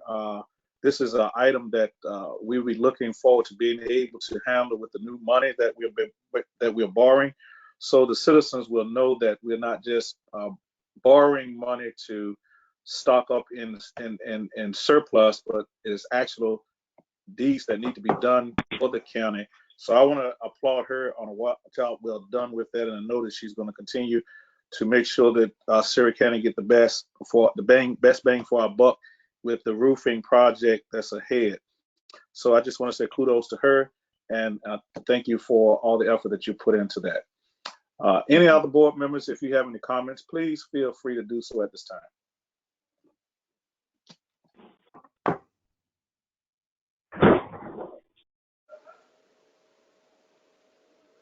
Come on, don't be shy. Come on, talk. We will have a meeting soon, so I guess we will, anything or questions that come up, we will soon be able to address them. But I think we had a wonderful meeting tonight and got a lot of information, got some answers, and prayerfully through that process, we will make some headways with the roofs, because it has been a problem for maybe 2 or 3 years. And so I'm happy to know that we're going to get those roof fixed, and I thought that presentation was just very helpful in how we can move forward. Indeed. Mr. Elliott? Yes, Ms. Rollins. I guess the last thing I want to say, and for also staff who does, of course, have to take time to go on that roof. When you think about the amount of rain that we have gotten, when you think about the amount of wind with storms, that can become a very everyday or every other day task, and it gets to be virtually impossible to a certain degree. So we do recognize that there, of course, maintenance has to be done, but sometimes the elements do work against us, with still 1 or 2 staff, and that's not can still be a dangerous job. At the same token, we understand, and we should move forward. But I just want to add that also, as far as staff being able to do what it can at times to be able to maintain that facility and others. Thank you. Thank you, Ms. Rollins. If there are no other comments from the board, do we have a last call for comments from board members? Mr. Chair, Mike Drury. There are no other comments. Yes, Mr. Drury. Mr. Chair, just very Yes, briefly, sir. while we are, and again, I thank for Ms. Rollins for putting this meeting together. It was very informative, just as Ms. Little said. And to Ms. Rollins, I'll say, again, thanks for your leadership and your work. I know that between COVID and us telling you to hold taxes flat this year and now discussions through this, it's challenging times, and I appreciate what you're doing and staff is doing for us during this time. And all, again, thanks very much. And that's Thank it. you, Mr. Thank Drury. you. Thank you, sir. You good, Mr. Calhoun? I'm here, Mr. Elliott. I'm kudos with Ms. Rollins and her efforts and the staff. Thank you very much for putting not only this presentation, but all the presentations together and working through this difficult time. Thank you. Thank you. My last remark from the board is in regards to Mr. Holmes, our board member. I've had an opportunity to talk to him on last week. We just asked that we would keep him lifted up, that he would be able to recover. He's recovering at home. He's recouping at home now, just not able to attend our meetings at this time. So let us keep him in our prayers and thoughts that he will be able to rejoin us as soon as possible. That concludes the board comments. At this time, we turn the meeting over to our county administrator for her report. Mr. Chair, I think we've had enough in reports tonight, so I have no report until the October meeting, sir. Thank you, Ms. Rollins. At this time, there are no other business before us. Chair will entertain a motion for adjournment. So moved. Can we get a second? Moving second, Ms. Chapman, could we get a roll call vote for adjournment until our next meeting, October, what is the date on that? October 1st. October 1. October 1. Could we get a roll call vote?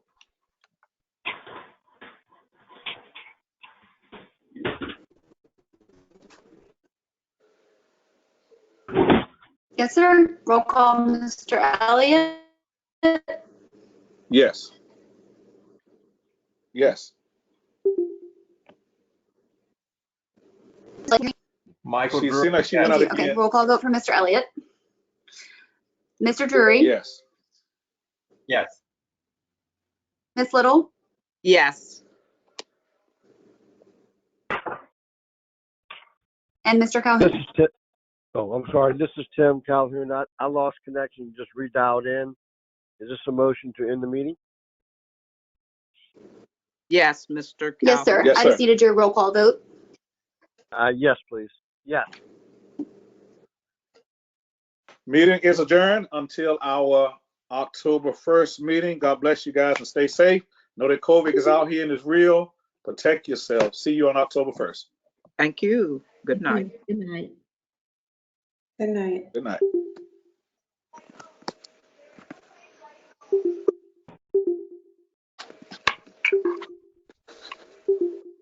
All righty.